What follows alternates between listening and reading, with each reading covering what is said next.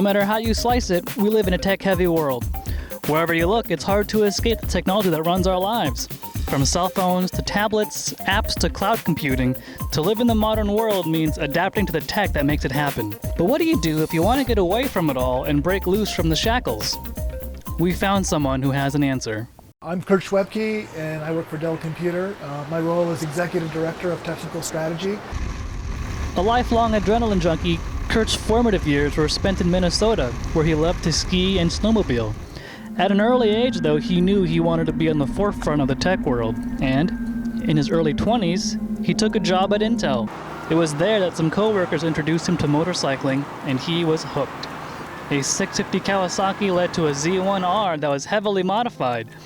Eventually, though, he started a family, and the bikes had to go. Fast forward to today, and Kurt finds himself with a high-profile job, grown kids, and an empty nest. This was the perfect time to get back into motorcycling. So, for those who work in Silicon Valley, know that the day starts early and typically ends late. You wake up, you start doing emails at 6 in the morning, drive to work, you have 4 or 5 meetings a day, you work with your team, you work on projects, future research, etc. So there's a tremendous pressure on the technology front to that you be innovative, yet be able to execute and deliver to a product that basically meets customer needs. With all that pressure, coming home, and again, this is all technology with my partners are Intel, Microsoft, Google, and Apple, and there doesn't seem to be a break. I had to find something that would allow me to find balance in my life, and the Zero has really, I feel very fortunate to be able to have a machine like this that could take me anywhere I want to go, completely silent. I never look at a gas station again. Essentially no maintenance, and I get 150 miles per charge to go wherever I want, to the beach, to the mountains, along the rivers, wherever I want to go. This machine takes me there. Technology, we tend to think in information technology, we think of devices like PCs, smartphones, servers, networks, the cloud itself. This motorcycle has technology that is so well integrated that is completely hidden from me. There's a computer in here, it actually connects to my iPhone. I can monitor the bike's performance, change the actual drivetrain, how it performs for me, but that's it, and I turn it on, I go, and I never think about it again. I've been riding a motorcycle for over a year.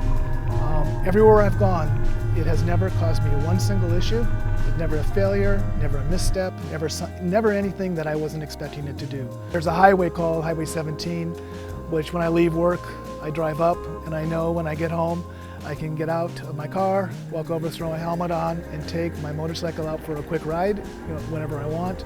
And fortunately, my place to escape to, where there's no cars, and just animals and trails, and just beautiful, beautiful scenery, that you can even see the ocean from where I live. It's right out my door.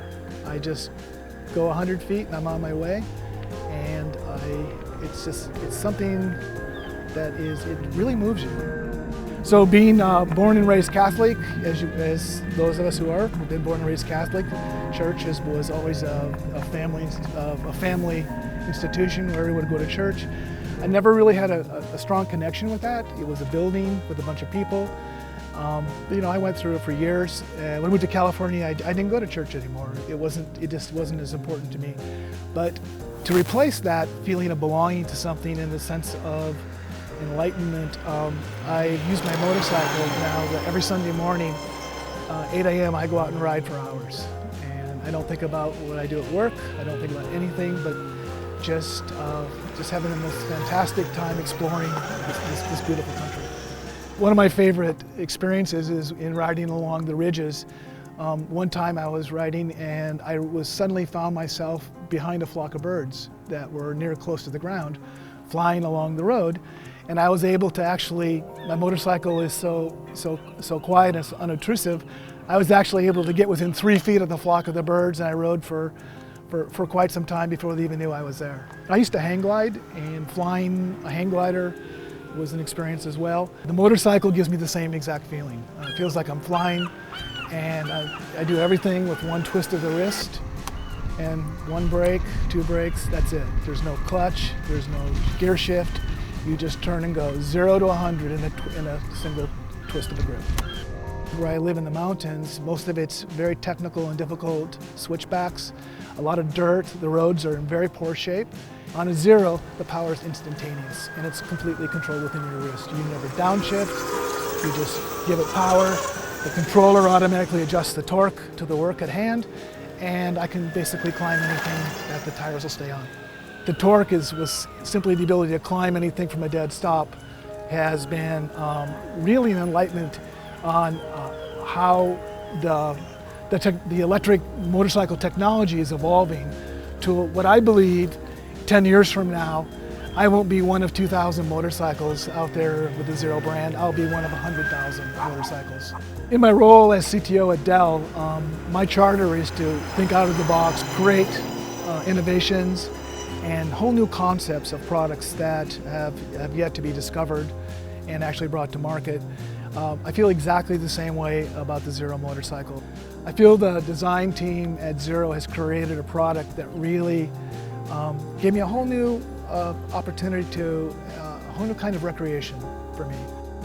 One thing that I think is underappreciated about electric motorcycles is there's practically no maintenance. And as anyone who's owned a gas motorcycle, there's a lot of maintenance. There's oil changes, there's chain tightening, and there's grease everywhere after a run. You have to keep it clean. I just take a wet rag, wipe this motorcycle down. There's never any grease. There's never any fluids leaking on my floor of my garage. In fact, it's so clean, and I was so excited to have it. I actually put the motorcycle in my house for 3 months once I first got it. On hardwood oak wood floors, and not a drop, not a speck, nothing. It was just completely part of my household furniture. I was very, very proud of. My view of electric motorcycles is it's just the beginning. The technology is proven. It proves itself to me every day I ride it. That's not a question. It's more about the adoption by people because it's different. I tend to think of the electric motorcycle as not it's not a vehicle as should be compared to a conventional gas-powered motorcycle because it does things very, very differently. First of all, I went back to it, there is no maintenance. And what I mean by that is the battery in the Zero is good for 300,000 miles. That's thousands of recharges, and typically, if you do the math, for me to ride this motorcycle 300,000 miles is completely outside of my lifespan. So I call this my life motorcycle. I have no plans to ever replace it, and at most maybe there'll be a firmware upgrade and occasional tire change, but I'm going to be enjoying this motorcycle well into my 90s is my plan.